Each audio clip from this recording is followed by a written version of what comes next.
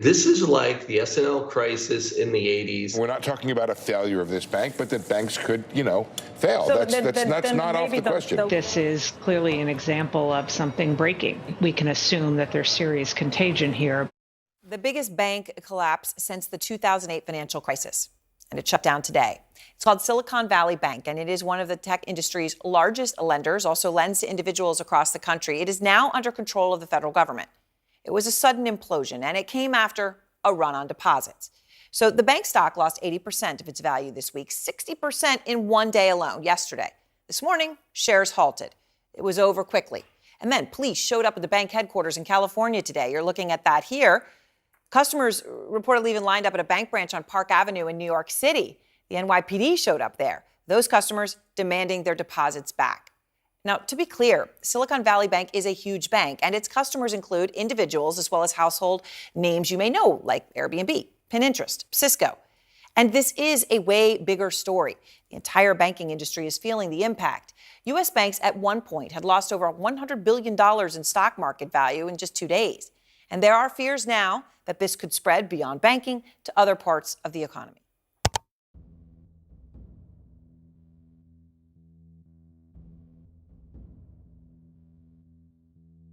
Well, it looks like they're not wasting any time in escalating this financial crisis.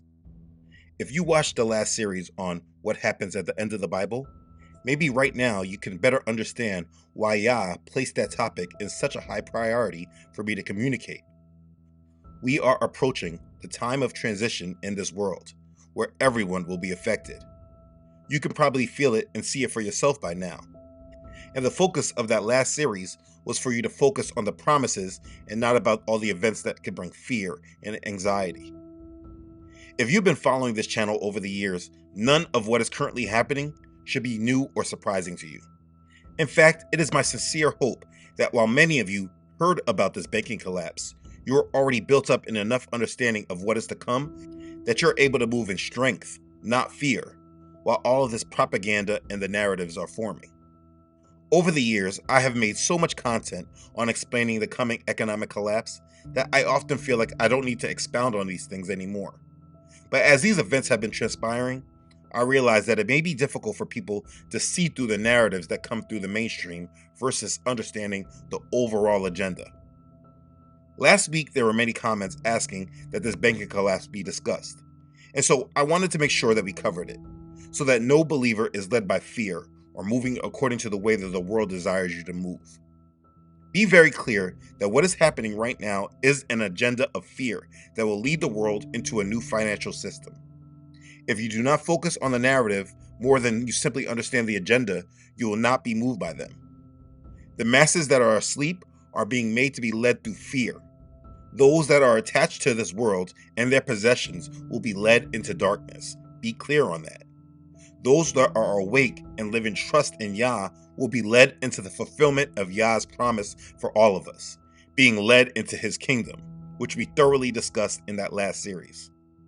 If you can understand how wonderful Yah's timing is, you can see how through that last series, he has decided to comfort us with understanding of what is to come through his promises, not being led by fear about all those other events that will happen to everyone else.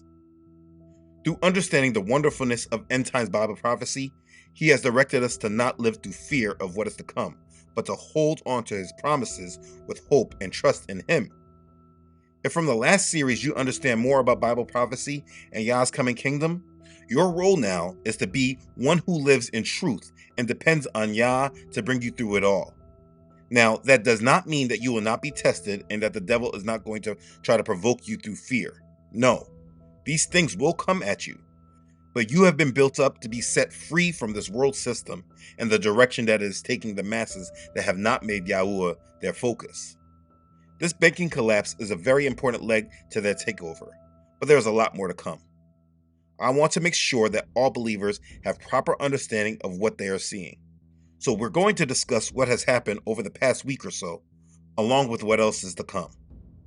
If you are a Kodashim, a set-apart one, who is obedient to Yahuah and holds the testimony of Yahusha, you have nothing to fear. This banking collapse is the beginning of the separation of kingdoms. It is the satanic kingdom versus Yah's kingdom. While all this is unraveling, it may be a little unsettling as the world as we know it is about to change. But if you hold onto your faith and trust in Yahuah, you will come out of this refined as gold, able to obtain the promises he has for those who love him. So let's understand the banking collapse and how believers should react to it. Let's begin. News today that reminded so many of us of the unsettling times that came with those banking failures back in 2008. Tonight, a bank has been seized by state and federal regulators. This is the biggest bank failure since 2008. And this evening, so many customers demanding to know, where is our money? Now, this bank, the Silicon Valley Bank, a favorite of the tech industry. Customers today rushing to withdraw their money, finding branch offices closed and ATMs not working. Tonight here, the White House is pressed. Could other banks be next, and what safeguards are in place? Okay, so first thing, I would recommend, if you don't have an understanding of finance and economics, to not follow the mainstream media as they discuss what is happening. Like, if you now see that there's a problem and then you just go to the news to see what is happening, you can be misdirected and misguided. Like, for example, I have family that have ignored most of my warnings about the world. And as these events have happened, I asked them if they heard about it. At first they said no, because they do not follow what is happening in the world. But sometime after, they went to the news to find out what's going on. And when they do that, they are just regurgitating the narrative that the mainstream media is giving them, which is now making them just a puppet, speaking thoughts that the media has given them to think on the subject. But what they don't realize is that what they're saying out their mouths about what they think is happening is not necessarily the truth. It's just how the media wants you to believe is the truth. So just using them as an example, my advice to all is to not follow the mainstream media, because their job is not to inform you, but to indoctrinate you into following their narrative. Now, I do recognize that this may be hard for those that have just come into the truth, but please understand that if you're just waking up, your best bet is to avoid the media and understand these things from views outside the mainstream. So in watching this video, I'm not going to regurgitate all the same information the media has been giving you for the past week or more. I don't care about their narrative and how they say we got here. I don't care about any of that. The point you need to understand is that this is not by accident. It is carefully planned and calculated. So what's the end goal? This video will speak to the financial aspect of the agenda. It's to move the world from the current financial system with paper fiat currency to a digital financial system with digital currencies on the blockchain, cryptocurrencies. The end goal is a complete change of the financial system where all money will be digital. We will first be going to central bank digital currencies. But I don't want to get ahead of myself here.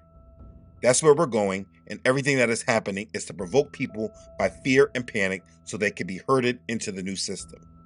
If you attach to their narrative, you will be attached to their plans. So, with all that said, if you really want to understand what has been happening, we actually need to go backwards. So the first thing you might want to understand is that right now, they're labeling this as a banking collapse. But again, this is the mainstream narrative to keep you out of line with what is really occurring. Yes, banking is a problem, but it is not the problem. The problem actually is with debt. This is a debt crisis. And being that banks are on the front lines of debt, this crisis is being attached to them so that people still are not completely free and they still make the hole deeper with debt. I've made a great deal of videos about debt for a long time, so I will not go over it in great detail in this video. I'll just give an overview. This all started after the financial collapse of 2008. This is when the housing collapse caused a Great Recession, and in order to stop a full collapse of the system, the government engaged in bailouts, 0% interest rates, and quantitative easing. For many of you that are in your 20s and your 30s, you may not understand any of this because you were a child when all of this was going on. But everything that happened in 2008 was a big deal that brought you to where you are right now. So if you don't understand what happened at that point, you can't really understand where you are right now. So if you don't understand what happened in 2008, please do not feel that you have a good take and understanding of what is happening in the world as you live in it today. I just need to make that clear to the younger ones. But like I was saying, since that period in 2008, we have had about 12 years of rate at 0%, which means that the world has been borrowing money for free for more than a decade. And from this, the debt levels of the world have run up drastically. And while the debt levels were also going up, they destroyed the value of the currencies of the world because they were able to print money without consequence. The United States, above all, was able to do this because they have the world reserve currency. So they were able to print the most. And then to keep up, the other central banks of the world printed as well. Basically, what I'm explaining is that since 2008, the debt levels of the world have been driven up dramatically without real consequence, and the economies of the world have benefited because when they were in need, they could borrow money for free. That's the simple way of saying it. And so before we get to this present day where we are right now, you need to know that what happened in 2020 escalated everything even more. There were many different agendas that were accomplished during COVID, but we will focus on the one that is spoken about the least, which is the explosion in debt. It was actually 3 years ago, March 13th of 2020, in which I made this video, which explained this even before COVID really took off and they achieved all their other agendas. This video was What They Aren't Telling You. This is all about debt. And if you rewatch it, the video aged well. If you feel you are behind on this subject, then go back to this video and watch it next. This is why I say that if you have been following these videos over the years, none of this should surprise you. In that video, I explained the debt bubble and how they would use COVID to drastically increase the size of the debt bubble. And over the 3 years since that video, that is precisely what has happened. So what has happened is that debt levels have increased to ridiculous levels, and after 2022, when the Federal Reserve increased rates from 0% to 4% in 1 year, one of the fastest rate hikes in history, the world that has been addicted to free money is now having to pay for it, and now everything is coming to a complete halt. They manipulated the economy for over a decade with free money, getting people to adapt to a business model that was able to grow because of free, cheap money. And by consequence, this increased debt to levels the world has never seen before. And then it devalued the currency so that inflation is just as much a problem as debt is. And so now the central banks have to decide which problem they want to solve. But they cannot fix both. No matter what, we have a problem on our hands. And that is where we are right now. That is an oversimplified breakdown of the issue. So why do they do all this? For many people who live in the matrix, they actually believe that these governments and leaders actually care about the people, and they are all about making the world a better place. But if you are a Kodashim, which means a set apart one, you should understand that that is a very naive way of viewing this world. The reality is that they have been working on an agenda of bringing the world together on the same path, so like dominoes, when one nation falls, they all fall after one another. They have been working to link the world financial system together so that it is all attached, so they won't have independent outlier nations not being affected by the troubles of the world. Everyone will be affected. They have been working on an agenda to completely link the world together so that they can make the system fall altogether, and then together they rebuild it stronger afterwards. Everything they've built will fall! And from the ashes of their world, we'll build a better one! We knew that despite all the diplomacy and the handshaking and the rhetoric, that to build a really better world sometimes means having to tear the old one down. And while they've been working on doing that, they have been aggressively attacking our values and our morals so that the world is more satanically led with a value system of do what thou wilt, do what you want. They have been attacking our values and our morals while attacking the system that has been made to be the foundation of everyone's world. This is what they've been doing and what they've been taking so long to build. The only people that will not be affected by all this will be the set apart ones, grounded in Yah's word and trusting in Yahuah's promises, those that have made his kingdom and his system our foundation. But this is what we all been seeing, and so this brings me back to the beginning about following the mainstream media and their narrative. Because if you do not have this major understanding of the devil and the details behind this mainstream narrative, you will fall for their agenda and not realize that this is all happening by design, not by mistakes or simple oversights. This is by design. The world is being steered into a new system, and it will only be those solidified in their faith in Yah that will come out of it whole when everything is said and done. If you've been planning a life that's surrounded by debt, your mortgages or your student loans or loans for businesses, all those things about loans, you've been attaching your life to a system of debt that will fail. The plan is not sound. And that is why it's important to live in reality and not by following the ways of this world. But I digress. Let's look at what's happening. Over the past week, we had about 4 banks fail. The abrupt closures of 3 banks in a matter of days that are now sending shockwaves across sectors of the economy and raising concerns about the U.S. banking system. It started last week with Silvergate Capital, a big player in the crypto industry. That market's recent collapse caused many of the bank's large customers to take out their money. Silvergate announced it would close its doors and sell whatever assets it had left. At the end of the week, those with large deposits in Silicon Valley Bank made big withdrawals based on fears SVB was running out of enough money to cover deposits. The fear fed on itself, and by Friday, the 16th largest bank in the nation could not keep up with the withdrawals and was seized by California regulators. Just 2 days later, New York state regulators shuttered Signature Bank, another victim of the crypto plunge. The volatile situation sent the stock prices of several banks plunging Monday as regulators moved to keep bank depositors from banks that are still open from losing faith in the wake of Silicon Valley Bank's collapse. Now, there is a 4th bank, First Republic Bank, that they are conveniently leaving out of mainstream attention right now, but it's still right in the mix. And then we had Biden come on and tell everyone it's all good, that our money's all safe, telling us that the banking system is safe and protected.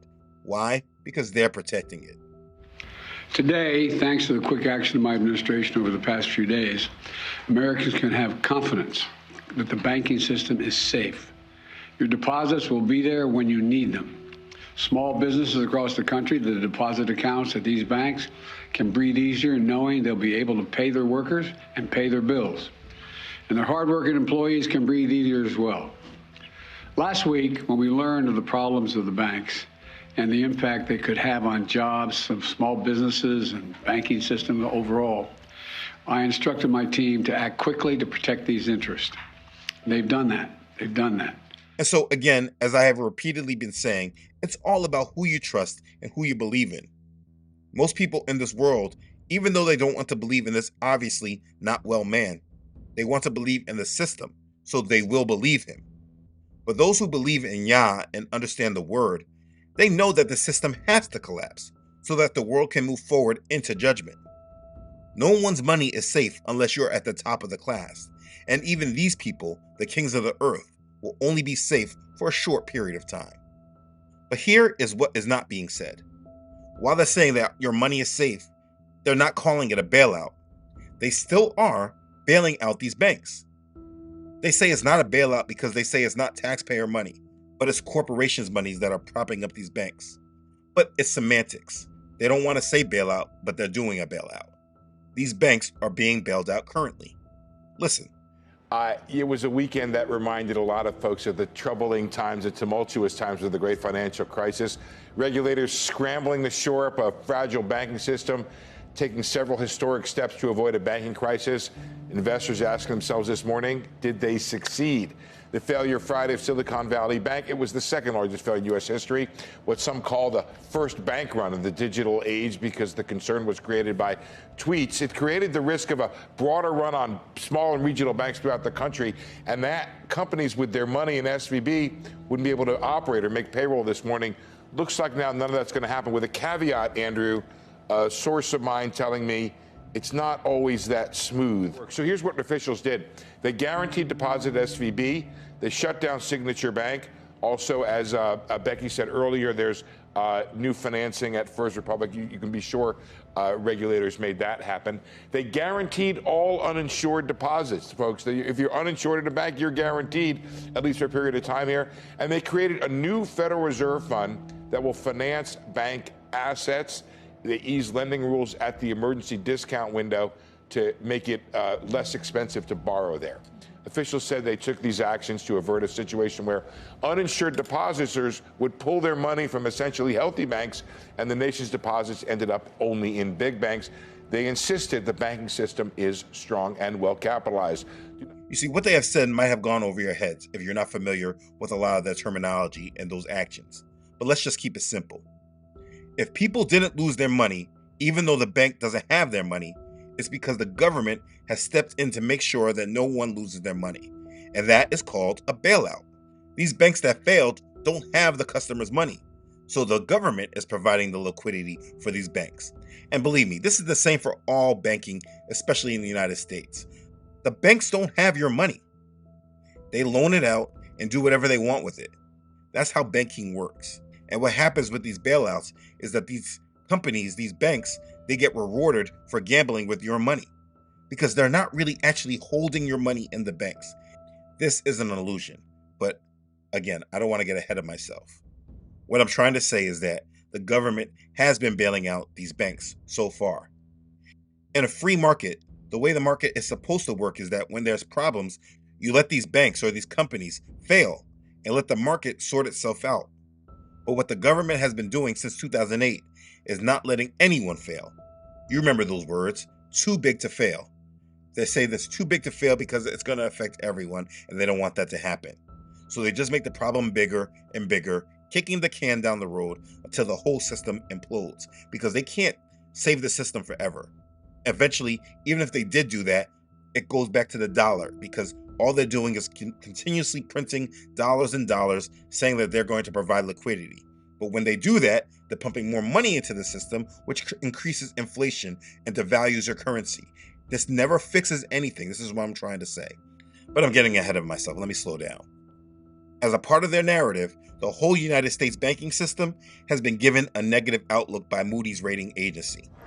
Moody's Investor Service downgraded the entire U.S. banking system from stable to negative on Tuesday, citing a rapidly deteriorating environment.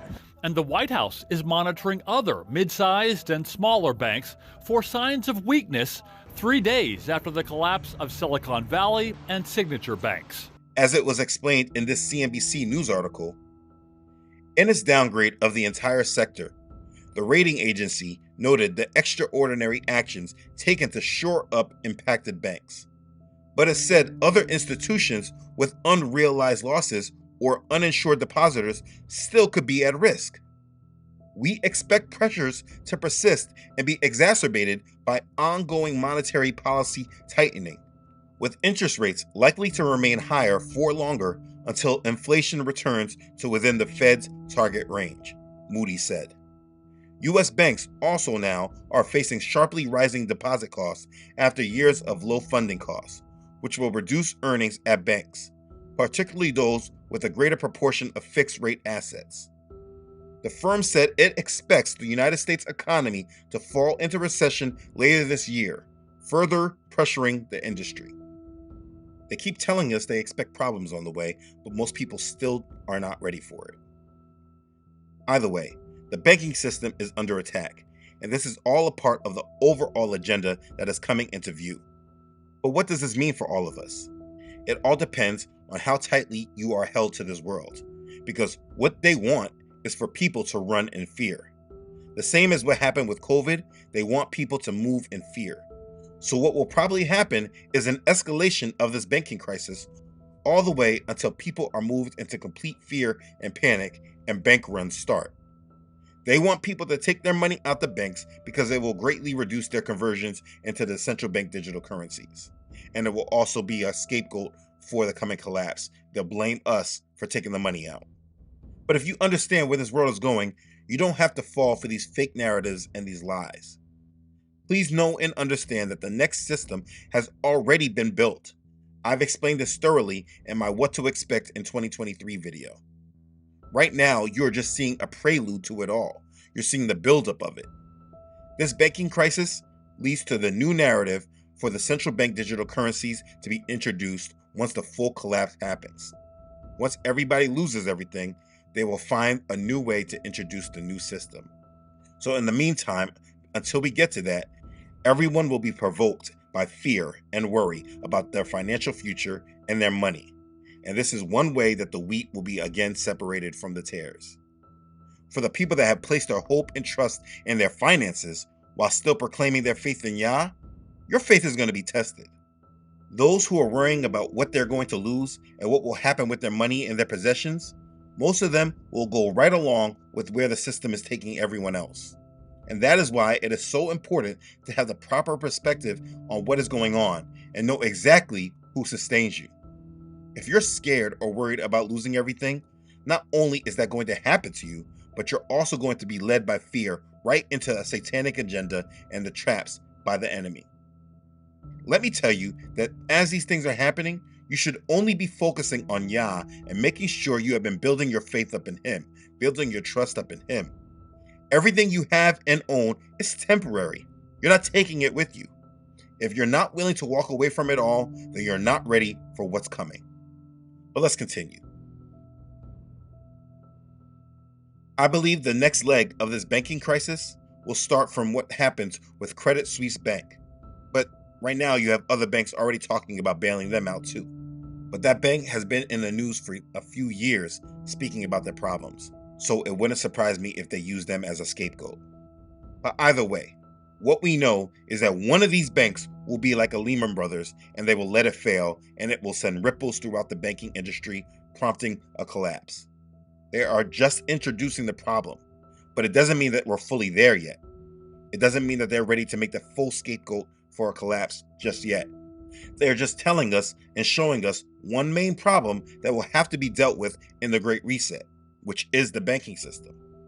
You see, the banking system, it has to go. And if you already understood where this world was going, this would already be an expectation for you, well before these problems started coming online. If you understand cryptocurrencies, you understand that in the new system, there will be no need for banks to hold your money. They might offer loan products, but they will not work in the same way that we know them today as the holders and fiduciaries of our money. You don't need banks in a cryptocurrency economic system. It's peer-to-peer, business-to-peer. You don't need intermediaries. You don't need banks in the middle. The fall of banks is inevitable in a cryptocurrency economic system.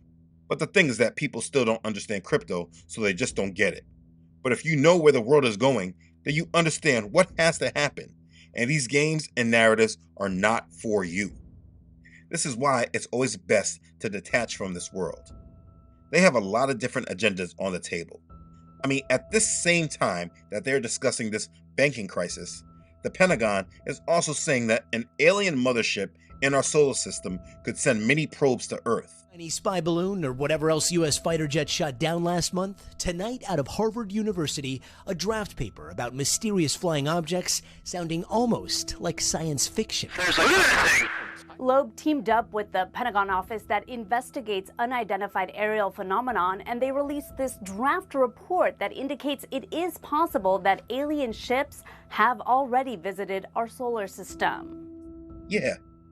Or did you forget that a Russian jet recently collided with a United States drone?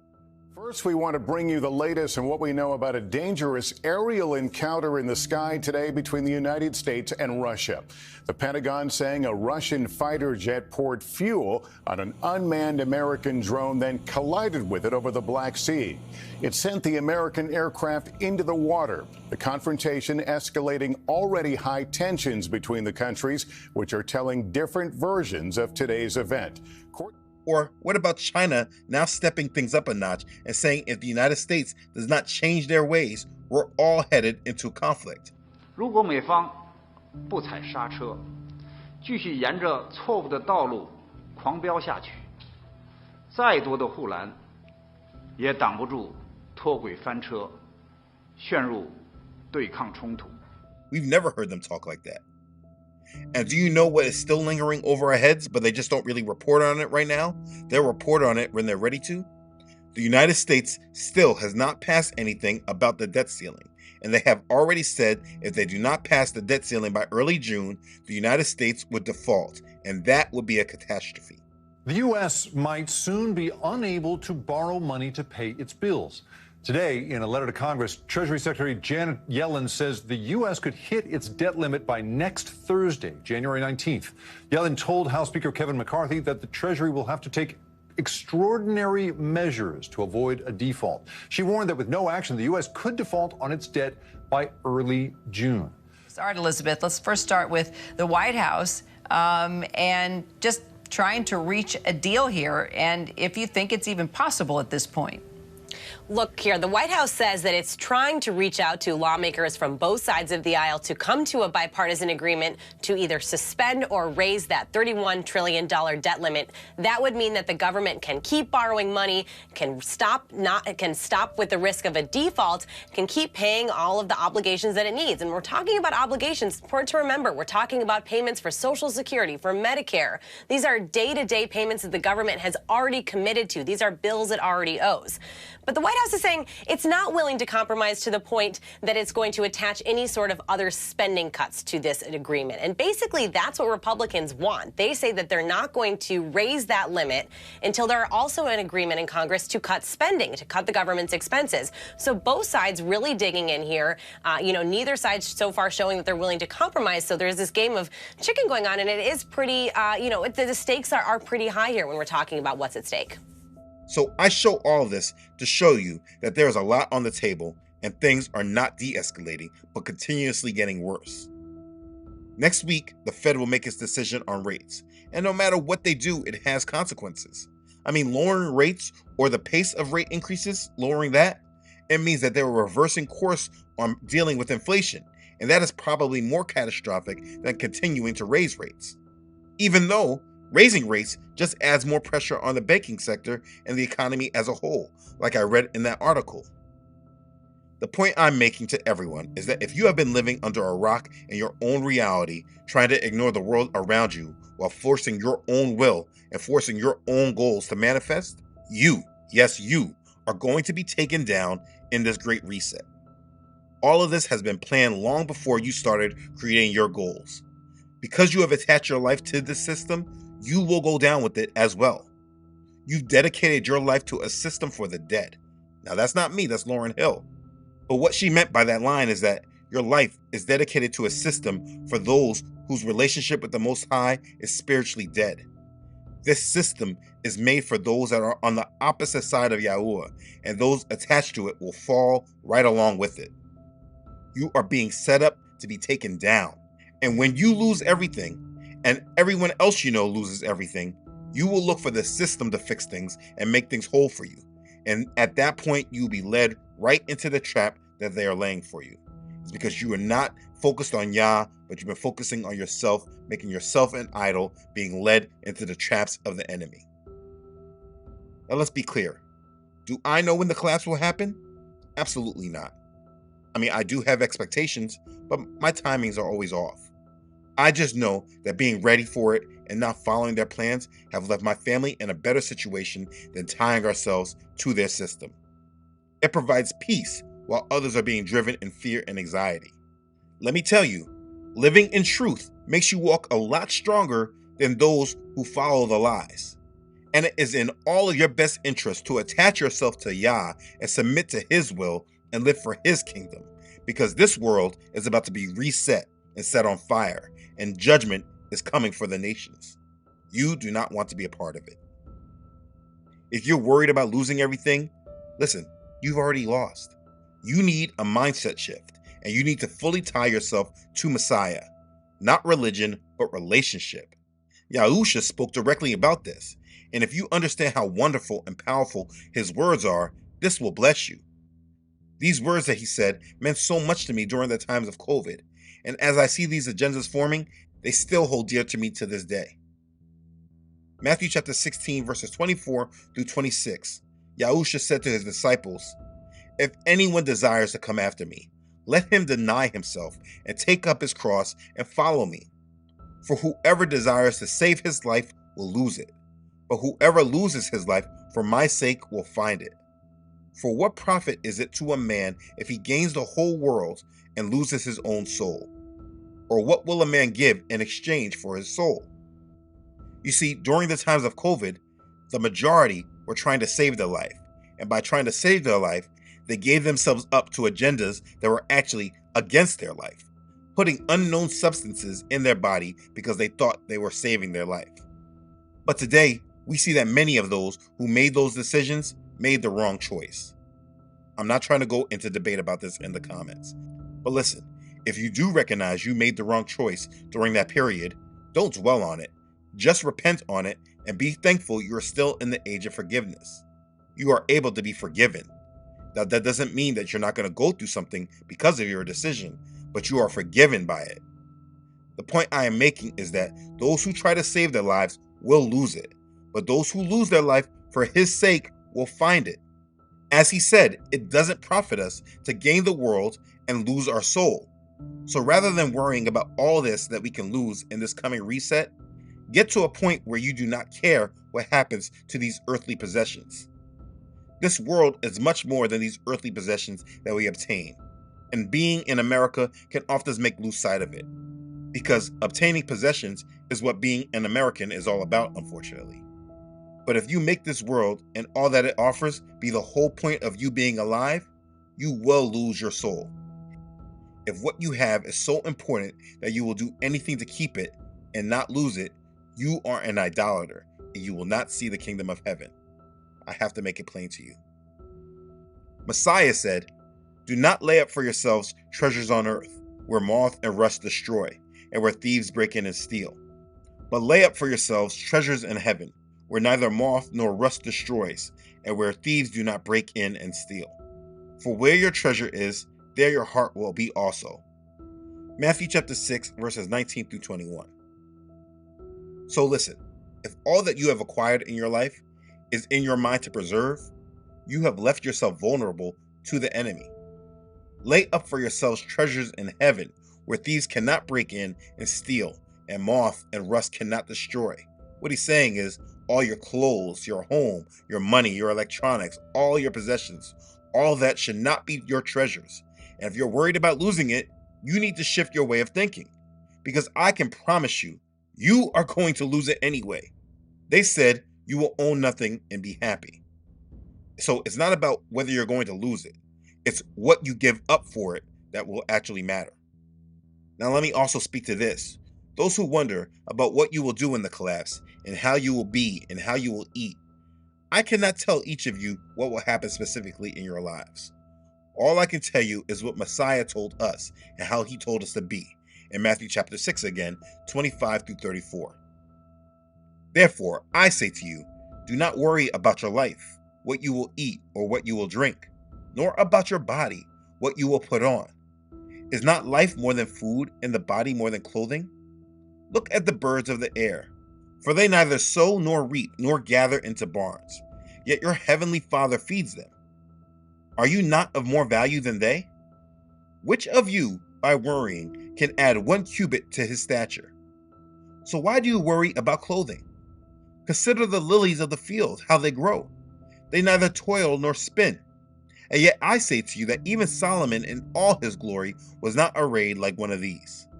Now if Elohim so clothes the grass of the field, which today is and tomorrow is thrown into the oven, will he not much more clothe you, O you of little faith? Therefore, do not worry, saying, what shall we eat? What shall we drink? Or what shall we wear? For after all these things the Gentiles seek. For your heavenly Father knows that you need all these things. But seek first the kingdom of Elohim and his righteousness, and all these things shall be added to you.